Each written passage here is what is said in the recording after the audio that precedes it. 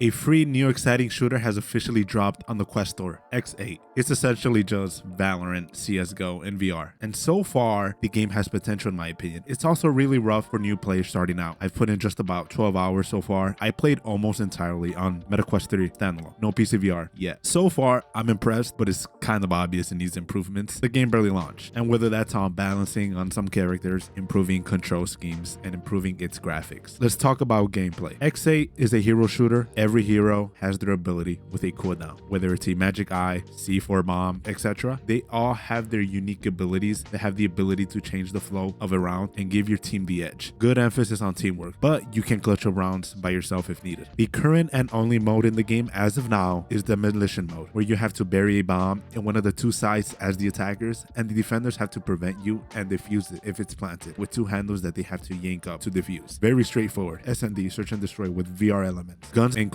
one machine gun, assault rifles, SMGs, pistols, and one sniper boy. And for me, after 12 hours of playing, the most OP weapon in the game is a deagle in the game called the Predator. It's by far the best weapon in the game. One shot, headies instantly, but it requires precise aim. You can whiff easy shots if you're not precise. I enjoy the guns as they have distinct sounds so you can tell them apart, but variability in the feel of the weapons would be welcome. Some of the guns feel as the only difference is the rate of fire. For most guns in the game, you can't do no wrong, especially if you hit your headshots. I like fast gameplays as it keeps me on my toes, and this game, it leans more on the arcade gameplay. So far, I enjoy the game, but man, starting out, the tutorial is so loud in your face and forgettable as you just want to get out of it. After that, the game throws you at the deep end of the pool. One of the worst aspects of the game is playing connect dots when using any ability. It's just a waste of time. It's unintuitive for VR in my opinion. You get used to it after, but it just makes you question why. A simple trigger press and opening an ability wheel would suffice. Overall, gameplay is good. It just needs that usual refinement as this game aims at being a competitive VR esports game. Improving and balancing the in-game economy while rewarding those who win while not handicapping the losers is something that should be taken serious by games that try to aim and be competitive. The maps are good, but they feel so big that some sections feel unneeded and redundant. Adding more personality and level of detail on the maps would be great, and so far the Chinatown map and the Train Bush map are my favorites. Areas of the map have design elements that make it easy to call out so that the map doesn't feel empty but have some points of attraction. Another thing I hate is footsteps. It sounds like someone is destroying a family-sized bag of Lay chips for the entirety of the game, especially if your whole team is around you. Running is annoying, but there are two sides of the coin. Enemy footsteps are embarrassingly loud. You can hear people from other sides of the map. Walking in this game allows you to be stealthy and throw off your enemies, and the more you play, you utilize walking and running strategically, and I did find switching between them fun. Graphics, it looks okay, nothing to praise about, but it doesn't blow me away. The stylish cartoonish shaded art works, but lighting wise it feels that weapons look horrible as the skins are RGB puke.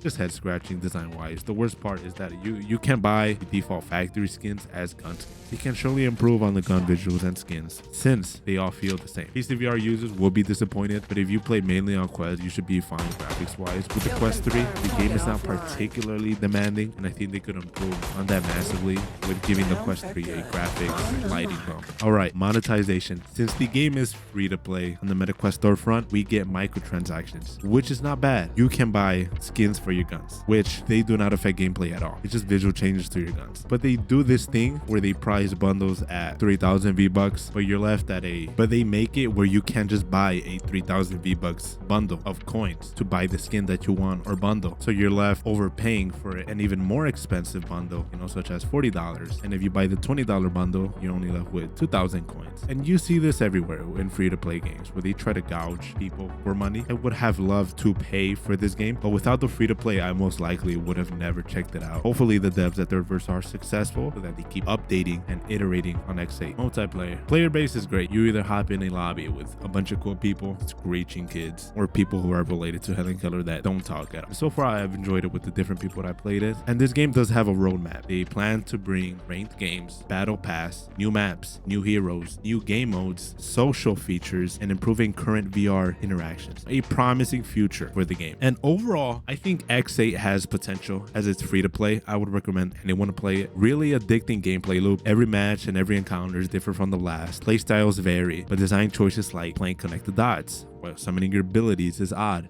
Graphics and aesthetic look okay, but can be improved upon. This game needs baked or dynamic lighting so that the maps and characters with the environment don't look so dull. It's free to play is dope, but it relies on other ways to make money that I'm not the most fond of. Multiplayer and demolition mode is fun, and seeing more modes would be cool, but dividing the player base for such a small game isn't the best of ideas. The roadmap is ambitious, but doable. And I also want to note that this dev servers, since everything is online, if the game ever shuts down, most likely we will lose the entire game. As the devs of X8 have worked on Swords of Gargantua, they pulled the plug on it after 5 years, which is a crappy move, not even allowing original purchasers of the game to access it at all. Essentially taking their money and running. Pulling the rug from original buyers should not be overlooked, as I am against similar practices that we've seen from companies like Ubisoft and EA. You do not own the games you play for, so take caution with this dev, as they need to build trust to build it back up, but can easily break that down as well. The devs did bring the game back after initial backlash, and stating online server reallocation and additional technical modifications to continue to support it